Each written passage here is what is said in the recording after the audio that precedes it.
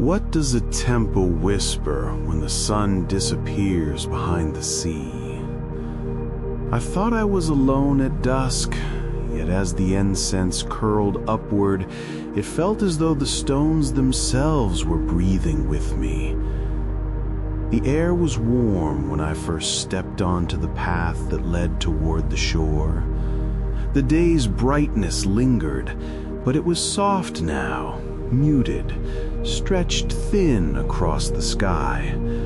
Golden light spilled over the palm trees, washing their tall fronds in amber, while shadows stretched long and patient along the ground. I could hear the ocean even before I saw it, its rhythm steady and unbroken, like a heartbeat that had existed long before me and would continue long after. As I walked, lanterns flickered to life among the temple gates. One by one, their flames stirred in the breeze, small and fragile yet unwavering.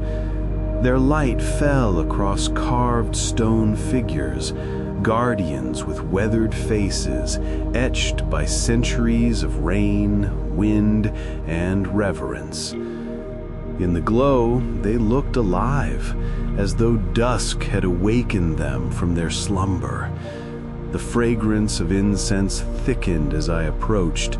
Sweet and smoky, it curled upward from small clay dishes placed carefully at each threshold.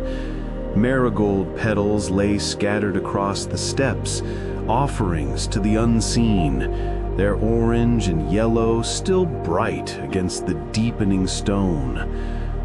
I paused at one gate, running my hand lightly across the carvings, worn smooth by generations of touch. The stone felt cool beneath my fingers, but the air around it seemed to hum, as though the temple itself exhaled with every wisp of incense that drifted skyward. The sound of gamelan notes reached me then, soft, distant, like bells underwater. The melody rose and fell slowly, never rushed, each tone dissolving into the next. I could not see the musicians, but I did not need to. The music seemed to float from the air itself, woven with the waves and the wind. For a moment, I closed my eyes, and the world around me became layers of sound. The ocean's rhythm, the rustle of palms, the hum of insects hidden in the grass, and that faint, shimmering song. When I opened them, the sky had shifted. The gold was gone, replaced by deep violet bleeding into indigo. Clouds glowed faintly at the horizon, catching the last fire of the sun before surrendering it to night. And above, the first star appeared, trembling in the twilight, mirrored in the rippling ocean below. I stepped onto the sand at last, warm beneath my feet, though cooling with the hour. The sea stretched wide and endless, carrying the sky upon its surface. Waves rolled gently in, breaking in white foam before pulling back again, their sound steady and soothing. At the far edge of the beach, a row of lanterns had been placed along the waterline. Their flames trembled in the breeze, reflections scattering across wet sand until it looked as though the shoreline itself was glowing. I walked slowly toward them, the air shifting with every step. Salt and smoke, flour and fire, woven together in a fragrance that was both grounding and otherworldly. The temples behind me grew softer in the distance, their lanterns forming a golden halo against the darkening palms. Before me, the ocean breathed, steady and eternal, whispering its endless story to the shore. As I paused there, between temple and tide, I realized I was not alone. The stones had their whispers, the waves their rhythm, the sky its endless canvas. Each element spoke in its own voice, and together they told me the same thing, that dusk in Bali is not an ending, but a beginning, a place where day folds into night and everything breathes in harmony. I left the shoreline for a while and followed the stone path that curved back toward the temples. The lanterns along the way swayed gently, their flames flickering but never failing, each one a small sun tethered to the earth. The carvings on the gates glowed in their light, shadows shifting across patterns of flowers, dragons, and guardians frozen in eternal watch. The steps beneath my feet were uneven, worn smooth by countless pilgrims before me. Each rise and dip carried weight, as though the stones themselves remembered every prayer, every hand that once touched their surface. I moved slowly, unhurried, letting my fingers brush along the moss that clung to the walls, cool and damp against my skin. Incense drifted heavier here, rising in white threads from clay holders placed at every threshold. The smoke curled in languid spirals, glowing gold as it passed through lantern light. It clung to my clothes, my hair, and my breath, until it felt as though I too was part of the offering, folded into the air, into the night. I paused beneath a tall gate, its arch crowned with carved stone figures. Their faces, weathered by centuries of rain and sun, seemed softened in the dusk, almost alive. I tilted my head back, and for a moment I imagined them breathing with me, inhaling the incense, exhaling a silence that settled deep into the ground. Beyond the gate, the temple courtyard opened wide. Lanterns lined the edges, their glow pooling across the stone floor. Statues stood in rows, wrapped in black and white checkered cloth, each one adorned with flowers tucked carefully at their feet. The petals were fresh, their colors still vibrant, their scent mingling with the incense in a fragrance that felt both earthy and divine. A faint sound carried through the courtyard. Gamelan again, clearer now. The notes rose and fell like the tide, steady and slow, as though echoing the heartbeat of the island itself. I couldn't see the musicians, hidden perhaps beyond another gate, but their song wrapped itself around the courtyard, around me, until I could feel it vibrating faintly in my chest. At the center of the courtyard, an offering lay upon a raised platform. A woven basket filled with rice, fruit, blossoms, and incense sticks glowed in the lantern light. The smoke rose upward, carrying the offering into the night sky. I watched the spirals fade higher and higher until they vanished into the darkness above, as though the temple itself had given its breath to the stars. I walked slowly around the courtyard, my steps echoing softly against the stone. Each statue seemed to meet my gaze as I passed, their eyes carved with patience, their mouths curved in stillness. The cloth wrapped around their forms fluttered gently in the breeze, as if acknowledging my presence. I felt no weight in their watchfulness, only calm, as though I had been welcomed without words. At the far side of the courtyard, another gate opened toward the sea. Through it, I could see the horizon darkening, the ocean glowing faintly with the last colors of dusk.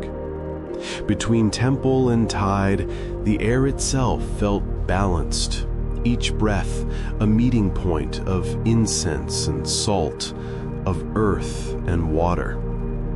I stood there for a long moment, lanterns at my back, ocean before me, the sound of gamelan dissolving into the rhythm of waves. And in that stillness, I felt as though I was not merely walking among temples, but among stories too old to name. Stories carried by stone, by smoke, by the endless voice of the sea. I left the courtyard through the gate that faced the sea.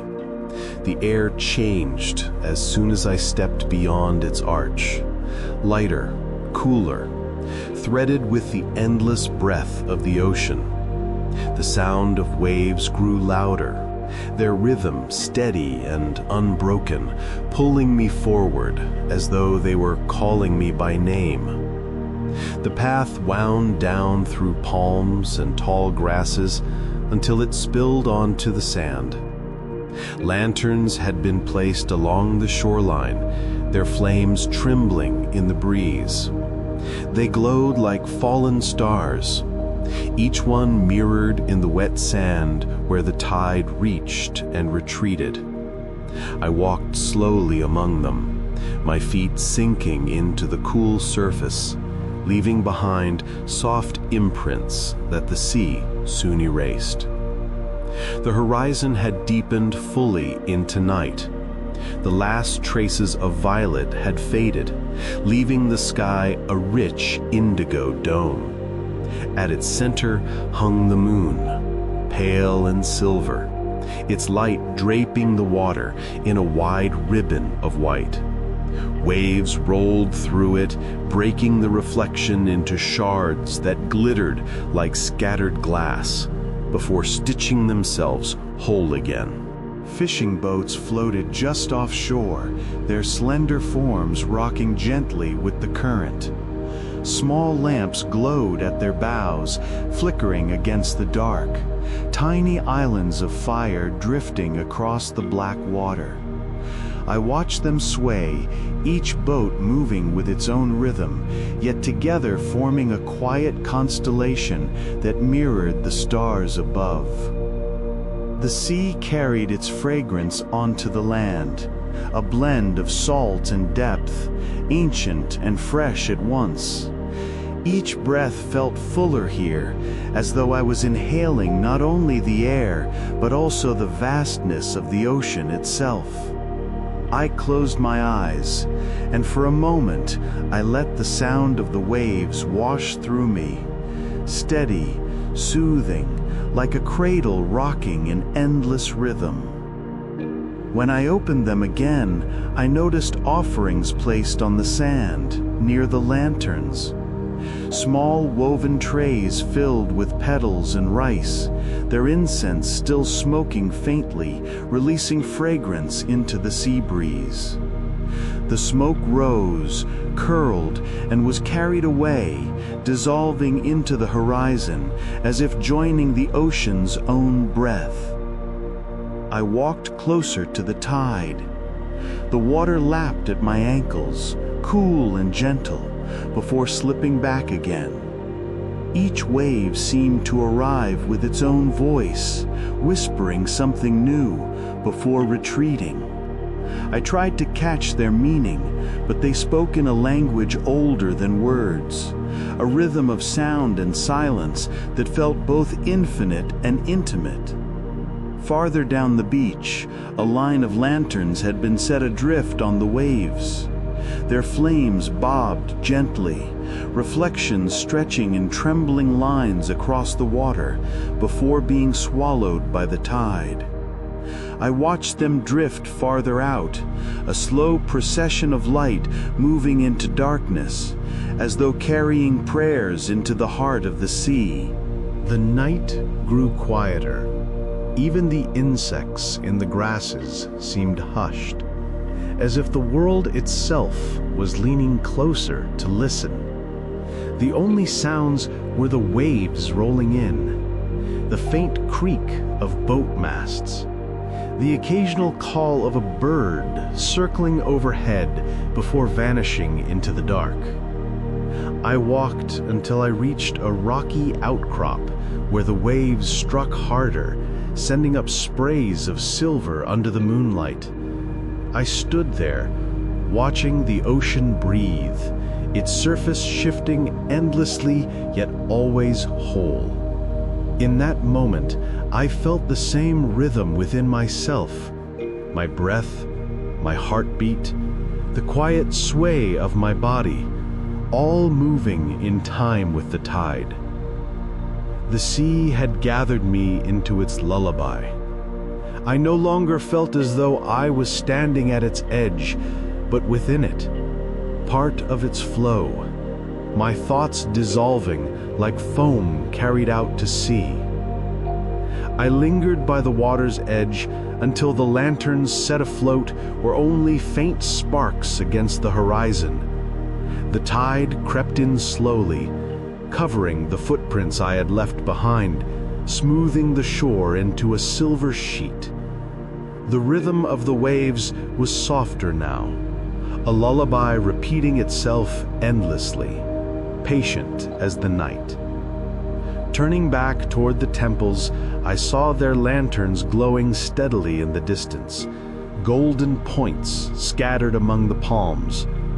The carvings on the gates stood quiet, their shadows longer now, folded deep into the earth. The incense had burned low, but faint ribbons of smoke still curled upward, rising into the tropical sky, as though even the last embers refused to let go of the offering. The path was nearly empty. Only the cicadas sang from the grasses, their voices weaving into the hush of the ocean. I moved slowly, my steps sinking into the sand, every sound softened by the night. The air was warmer here, wrapping around me like silk, carrying with it the sweetness of blossoms that open only in darkness. When I reached the courtyard again, the gamelan music had faded into silence. The instruments rested, their voices held for another day. The statues, still wrapped in cloth, seemed deeper in their vigil, their faces calm, eternal. Lantern light shimmered across their forms, a reminder that even in stillness there is life, quiet and unbroken. I sat on the steps of the temple and looked back toward the ocean. The moon had climbed higher, silvering the waves until the whole sea glowed like liquid glass. Stars scattered thickly above, mirrored faintly in the water below, so that sky and ocean seemed to touch, leaving me between two infinities. My breath slowed with the tide. Inhale with the swell, exhale with the retreat. The rhythm carried me, steady and sure, as though the ocean itself breathed through me. My body softened, my thoughts loosened, dissolving into the same endless flow that shaped the waves, the smoke, the night. Bali had grown still, yet it was not empty. Every stone, every flame, every ripple seemed alive with presence, gentle, welcoming, eternal. Wrapped in its embrace, I felt the island whisper the same truth the temple had told me at dusk, that night is not an ending, but a beginning, where silence becomes song and rest becomes a journey. The lanterns glowed on, the waves rolled forward, the stars kept their watch, and I, breathing with them, drifted deeper into stillness, deeper into sleep, until I too was carried by the ocean's lullaby into the boundless night.